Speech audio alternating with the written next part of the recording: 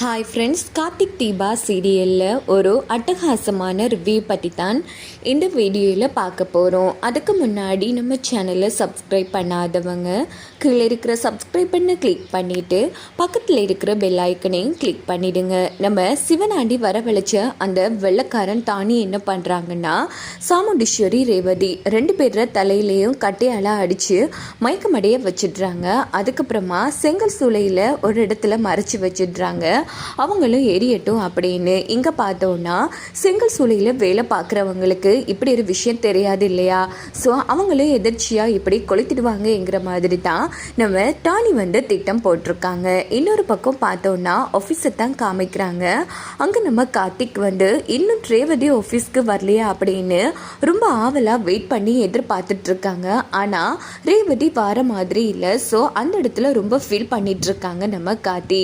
இன்னொரு பக்கம் பார்த்தோன்னா கார்த்தி என்ன பண்ணுறாங்கன்னா, சரி இதுக்கு ஒரு வாட்டி ரேவதிக்கு ஃபோன் போட்டு பார்க்கலாம் அப்படின்னுட்டு ரேவதிக்கு ஃபோன் பண்ணி பார்க்குறாங்க. ஆனால் ரேவதி தான் மயங்கி கிடக்காங்க இல்லையா? அதனால ரேவதி ஃபோன் எடுக்காமல் விட்டுடுறாங்க. உடனே கார்த்தி ஃபீல் பண்ணிட்டு நேராக நம்ம மயிலுக்கு ஃபோன் போட்டு, ஏன் ரேவதி இன்னைக்கு ஆஃபீஸ்க்கு வரல அப்படின்னு போதும். என்னப்பா சகல சொல்கிற, ரேவதி ஆஃபீஸ்க்கு வரலையா? ரேவதி காலையிலேயே ஏலியா கிளம்பிட்டாலே அப்படின்னதும் கார்த்தி அதிர்ச்சி ஆகுறாங்க. என்ன சொல்கிறீங்க, ரேவதி ஆஃபீஸ் பக்கமே வரல அப்படின்னதும் என்னப்பா சகல சொல்கிற? கடவுளே, இங்கே பாருப்பா, இங்கே யாரோ ஒரு பொண்ணு தன்னோட பையனுக்கு பேர் சூட்டு விழா நடத்துறதா அத்தையே பேர் வைக்கிறதுக்கு இன்வைட் பண்ணியிருந்தாப்பா. அப்போ அத்தையும் போயிட்டாங்க. அவங்க ஃபோனை வச்சுட்டு போயிட்டாங்க. அவங்களோட ஃபோனை கொடுக்கறதுக்காக ரேவதி கிளம்புனா. ஃபோனை கொடுத்துட்டு அப்படியே ஆஃபீஸ்க்கு வாரதா தான் வந்தா. நீ என்னன்னா வரலன்னு சொல்றியா அப்படின்னது, எங்க பேர் சூட்டு விழா, ஆமா எங்க போனாங்க அத்தை? அதாப்பா எனக்கு ஒன்றும் புரியல. இருப்பா எனக்கு ஒரு வாட்டி நான் ரேவதிக்கு ஃபோன் போட்டு பார்க்குறேன் அப்படின்னு மயில் சொன்னது.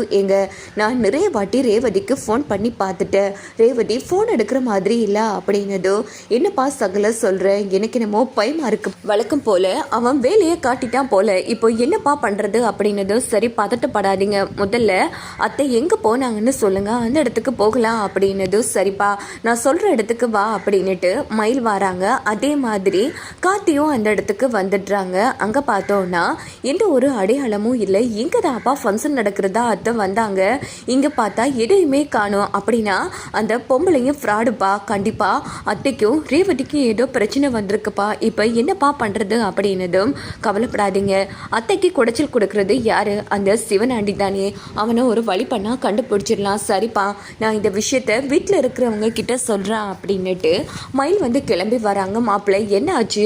போகும்போது பதறி அடிச்சுட்டு போனீங்க, எதுவுமே சொல்லாமல் என்ன பிரச்சனை அப்படின்னதும், மாமா அந்த ஃபங்க்ஷன் ஒன்றே நடக்கவே இல்லை, அத்தையும் காணும் ரேவதியும் காணும் அப்படின்னதும் இதை கேட்ட சூரியகலாவும் மருதும் அதிர்ச்சியாகிறாங்க. மயில் என்ன சொல்கிறீங்க, நீங்கள் போய் பார்த்தீங்களா அப்படின்னதும், ஆமாம் கலா நான் போய் பார்த்தேன், அங்கே ஒரு ஃபங்க்ஷனே நடக்கலை, அத்தையோட வண்டியையும் காணும் அப்படின்னதும், கண்டிப்பாக அந்த சிவனாண்டி தான் ஏதோ பண்ணியிருப்பான். மாப்பிள்ளை ஏற்கனவே என் பொண்ணு தலையில் அடிப்பட்டவ, இப்போ அவன் என்ன பண்ணானோ எது பண்ணானோ தெரியலையே, நீங்கள் உடனே மாப்பிள்ளைக்கிட்ட விஷயத்த சொல்லுங்க அப்படின்னதும் உடனே நம்ம மயில் மாமா நான் ஆல்ரெடி சகலக்கிட்ட விஷயத்த சொல்லிட்டேன், அவர் பார்க்குறேன்னு சொல்லியிருக்காரு அப்படின்னதும், உங்கள் மனசில் என்ன நினச்சிட்டு இருக்கீங்க? இந்த விஷயம் மட்டும் அத்தைக்கு தெரிஞ்சா என்ன ஆகும்னு தெரியுமா?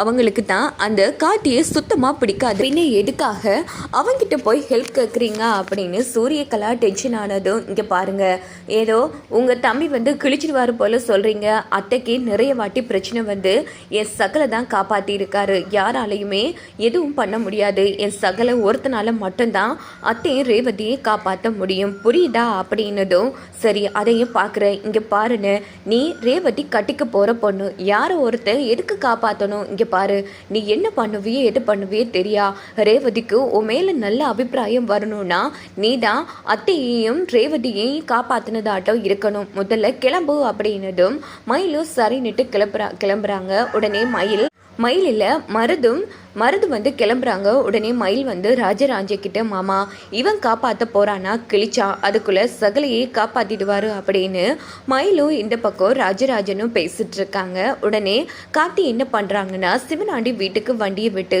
சிவனாண்டியையும் முத்துவெளியையும் போட்டு அடினா அடிக்கிறாங்க. டேய் என்னடா சொல்லாம கொள்ளாம அடிக்கிற, ஒழுங்கு மரியாதையா சாமுண்டீஸ்வரி அத்தையும் ரேவதியையும் எங்க மறைச்சு வச்சிருக்கன்னு சொல்லு, இல்லையா இங்கேயே உன் உயிரை போயிடும் அப்படின்னதும், இங்க பாரு ஆவோன்னா எங்ககிட்டயே வர, இங்க பாரு எங்களுக்கும் இதுக்கும் எந்த சம்மந்தமும் கிடையாது, நான் சாமுண்டீஸ்வரியையும் பார்க்கல ரேவதியையும் பார்க்கல அப்படின்னதும், உடனே காத்தி நீ இப்படியெல்லாம் கேட்டா சொல்ல மாட்டா அப்படின்னுட்டு ஒரு பொருள் எடுத்து நம்ம சிவனாண்டி நெத்தியிலே வைக்கிறாங்க. இதை பார்த்து சிவனாண்டி அதிர்ச்சி ஆறாங்க. என்ன நீ நெத்தியில வச்சா நான் பைண்டிடுவேனா அப்படின்னதும் முத்துவேல் காலிலே வந்து சுட்டுடுறாங்க காத்தி. இதை பார்த்து சிவனாண்டி அதிர்ச்சி ஆறாங்க. ஐயோ சித்தப்பா அப்படின்னதும், அவருக்கு காலில் தான் சுட்டேன், உன் நடு மண்டையிலேயே கொண்டு இறக்கிடுவேன் அப்படின்னதும், டே என்ன எதுவும் பண்ணிடாத, இங்கே பாரு அந்த சாமுண்டீஸ்வரியை பழி வாங்கணுங்கிறது தான் என்னோட நோக்கம்.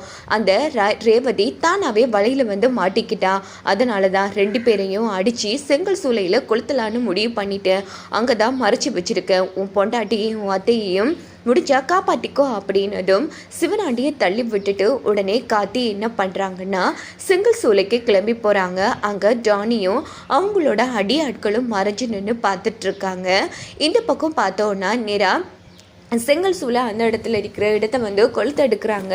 கரெக்டாக பார்த்தோன்னா கொளுத்துனதும் இந்த கொளுத்து எடுக்கும் போதும் கரெக்டாக அந்த இடத்துக்கு காட்டி வந்து கொளுத்த வேணாம் அப்படிங்கிறாங்க. பார்த்தா சாமுண்டீஸ்வரியும் ரேவதியும் மயங்கி கிடக்குறாங்க. இதை பார்த்து டானி வந்து, டேய் அவன் யாருன்னு பாருங்கடா அப்படின்னதும் ரவுடிங்க காத்தியை அடிக்கலான்னு போகிறாங்க. உடனே காத்தி ரவுடிங்க எல்லாரையும் அடினா அடித்து துவம்சம் பண்ணிகிட்ருக்காங்க. இன்னொரு பக்கம் பார்த்தோன்னா நம்ம டானியை தான் காமிக்கிறாங்க. உடனே டானி என்ன பண்ணுறாங்கன்னா, இந்த பக்கம் கார்த்திக் கூட சண்டை போட்டுட்ருக்காங்க. அப்போ பார்த்தோன்னா நம்ம ரேவதிக்கு வந்து கொஞ்சம் கொஞ்சமாக கண் முழிக்க ஆரம்பிக்கிறாங்க. இன்னொரு பக்கம் பார்த்தோன்னா மருதை தான் காமிக்கிறாங்க. எங்கே போனாங்கன்னு தெரியலையே அப்படின்னுட்டு தேடிட்டுருக்காங்க. அங்கே பார்த்தோன்னா நம்ம ரேவதி வந்து கண்ணை முழிச்சிட்டு அம்மான்னு எழுப்பிட்டுருக்காங்க. இந்த பக்கம் ஓரமாக காத்தி நம்ம டானி கூட சண்டை போட்டுட்ருக்காங்க. அங்கே பார்த்தோன்னா நம்ம ரேவதி வந்து காட்டி வந்து டானி கூட சண்டை போடுறத பார்த்ததும் ரொம்ப ஹாப்பியாக ஆகுறாங்க. நல்ல வேலை சார் வந்து அடிச்சிட்ருக்காரு, அம்மா எழுந்துறீங்கம்மா அப்படின்னு எழுப்பிட்டுருக்காங்க. ஒரு கட்டத்தில் காத்தி டானியையும் ரவுடிங்களையும் அடிச்சு அங்கேருந்து துரத்திடுறாங்க. அப்போ நம்ம காத்தி வந்து, ரேவதி உங்களுக்கு ஒன்றும் ஆகலைல்ல அப்படிங்கிறது, இல்லை சார் ரொம்ப தேங்க்ஸ் சார், நீங்கள் மட்டும் வரலன்னா இன்னைக்கு என் அம்மாவையும் என்னையும் உயிரோடவே பார்த்துருக்க முடியாது, உங்கள் உதவியை நான் மறக்கவே மாட்டேன் அப்படின்னதும், பரவாயில்ல நீங்கள் உங்கள் அம்மாவை எழுப்புங்க நான் கிளம்புறேன் அப்படின்னதும், என்ன சார் இருங்க எங்கள் 2 பேரும் உயிரையும் காப்பாற்றிருக்கீங்க, அம்மா எழும்பினதும் எங்கள் அம்மா பார்க்கட்டும் அப்படின்னதும், இல்லைங்க எனக்கு ஆஃபீஸில் நிறைய வேலை இருக்குது, நீங்கள் பார்த்து பத்திரமா சாரி அத்தை இல்லை உங்கள் அம்மாவை கூட்டிகிட்டு போங்க அப்படின்னு கார்த்திக் சொன்னதும், என்னது அத்தையா, இல்லைங்க வாய் தவறி வந்துருச்சு அப்படின்னு கார்த்திக் சமாளிக்கிறாங்க. உடனே பார்த்தோன்னா ரேவதி சொல்ல கார்த்தி அங்கேருந்து வண்டி எடுத்துகிட்டு கிளம்பிடுறாங்க. ஏன்னா சாமுண்டீஸ்வரி பார்த்தா பிரச்சனை ஆகிடும் இல்லையா, அதுக்காக. இன்னொரு பக்கம் பார்த்தோன்னா சாமுண்டீஸ்வரியை ஒரு வழியாக கஷ்டப்பட்டு ரேவதி எழுப்பி விட்டுடுறாங்க. பார்த்தோன்னா சாமுண்டீஸ்வரி கண்ணை முழிச்சிடுறாங்க. ரேவதி நாம் எப்படி இங்கே வந்தோம் அப்படின்னதும், அம்மா யாரோ தெரியலம்மா இப்படி கொண்டு வந்துட்டாங்க, எல்லாத்துக்கும் காரணம் அந்த சிவனாண்டி தான், ஆனால் நல்ல வேலைம்மா என்னோட எம்டி தான் ரொம்ப கஷ்டப்பட்டு சரியான டைமில் வந்து நம்மளை காப்பாற்றிட்டாரு அப்படின்னதோ, என்ன ரேவதி சொல்கிற, உன் எம்டி வந்து நம்மளை காப்பாற்றினாரா? ஆமாம்மா அவர் மட்டும் சரியான டைமில் வராமல் இருந்திருக்க இன்றைக்கி நம்ம 2 பேரையும் உயிரிடவே பார்த்துருக்க முடியாது அப்படின்னதும் சாமுண்டீஸ்வரிக்கு ஒரே குழப்பமாக இருக்குது. இதோட பார்த்தோன்னா இந்த ரிவ்யூ முடிஞ்சிருக்கு.